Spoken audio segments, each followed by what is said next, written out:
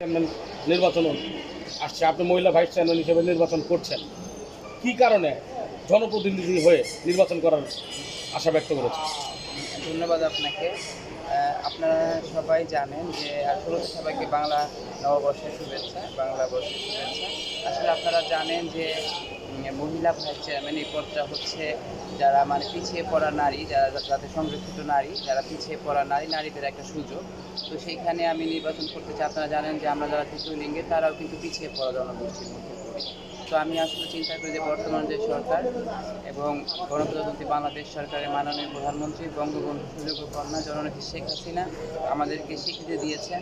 উনি আমাদের কথা চিন্তা করেছেন এবং আমাদেরকে উনি সমাজের ৮-১০টা মানুষের মতো মেল এবং ফিমেলের পাশাপাশি আমাদেরকে উনি সমান অধিকার দিয়েছে। আসলে তার প্রতি কৃতজ্ঞতা রেখে, তার প্রতি ভালোবাসা রেখেই আমি নির্বাচনে অংশগ্রহণ করতে চেয়েছি বা নির্বাচনে অংশগ্রহণ করতে চাচ্ছি। এবং আমি নির্বাচিত হতে পারলে ইনশাআল্লাহ যারা পিছিয়ে পড়া জনগোষ্ঠী আছে, যারা সমাজে অবহেলিত জনগোষ্ঠী, অবশ্যই তাদের জন্য কাজ করব এবং তাদের পাশে থাকব, তাদের সুখ দুঃখ ভাগ করে নেব ইনশাআল্লাহ। আচ্ছা, এটা তো মহিলাদের একটা পদ, এইখানে আপনি তৃতীয় লিঙ্গের হয়ে প্রতিদ্বন্দ্বিতা করছেন, এখানে কি আইনি কোনো বাধা আছে? আইনে কোনো বাধা, হ্যাঁ, আপনি সুন্দর একটা প্রশ্ন করেছেন। তো আইনে কোনো বাধা আছে বলে আমি মনে করি না। কারণ কি, আপনারা জানেন যে কয়েকদিন আগে মাননীয় প্রধানমন্ত্রী জননেত্রী শেখ হাসিনা উনি বলেছে যারা তৃতীয় লিঙ্গের মানুষ আছে তারা যদি নারী হিসাবে থাকতে চায়, তারা সমাজের নারী হিসাবে থাকতে পারবে, তারা বাবা মার সম্পত্তি নারী হিসাবে পাবে। এবং যারা পুরুষ হিসাবে থাকতে পছন্দ করে তারা বাবা মার সম্পত্তি পুরুষ হিসাবেই পাবে। তো যার যেরকম ভালো লাগে সে সেরকমভাবেই থাকতে পারবে। তাদেরকে পিছিয়ে পড়া বা তাদেরকে অবহেলিত চোখে দেখার কোনো সুযোগ নাই। তো আমি মনে করি যেহেতু মাননীয় প্রধানমন্ত্রী শেখ হাসিনা উনি এই কথা বলেছেন, আশা করি যে আমি আইনে কোনো বাধা থাকবে না ইনশাআল্লাহ।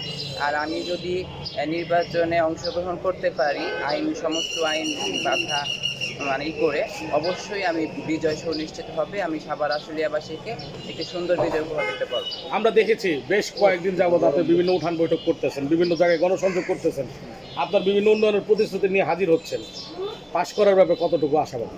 আমি আসলেও পাশ করার পক্ষে। আমি তো বললাম যে আমি অবশ্যই 85% বাদী আশাবাদী। ভোটারদের প্রতি আপনার আহ্বান কি থাকবে? ভোটারদের প্রতি আমি আহ্বান একটা কথাই বলছি যে আপনারা জানেন যে আমি একজন তৃতীয় লিঙ্গের মানুষ। আপনাদের আমি বোন, কারো সন্তান, কারো বোন। আপনারা আমাকে অবশ্যই একটাবার সুযোগ দিবেন আগামী 5 বছরের জন্য। অবশ্যই আমি আপনাদের সেবা করার জন্য আপনাদের পাশে থাকবো। আশা করি আপনাদের নিরাশ করবো না। আপনারা আমাকে একটিবার সুযোগ দিয়ে থাকেন, একটিবার সুযোগ দেন, আমি ইনশাআল্লাহ আপনাদের পাশে থাকবো। নির্বাচিত হলে আপনি কতটুকু সফল হবেন বলে মনে করেন? নির্বাচিত যদি আমি হই, অবশ্যই আমি শতভাগ সফল ইনশাআল্লাহ করতে পারবো। একটা কথা বলি, আমরা ফেসবুকে বিভিন্ন জনের বিভিন্ন সমালোচনার মাধ্যমেই আলোচনায় আসা যায়। যারা সমালোচক আছেন তাদেরকে ধন্যবাদ। আপনাদের সমালোচনার মাধ্যমে আমি আরো বেশি অনুপ্রাণিত হয়েছি। আপনাদেরকে ধন্যবাদ। আমার জন্য দোয়া করবেন আমি যাতে আগামীতে মহিলা ভাইস চেয়ারম্যান থাকতে পারি। ভালো থাকবেন। আল্লাহ হাফেজ। জয় বাংলা, জয় বঙ্গবন্ধু।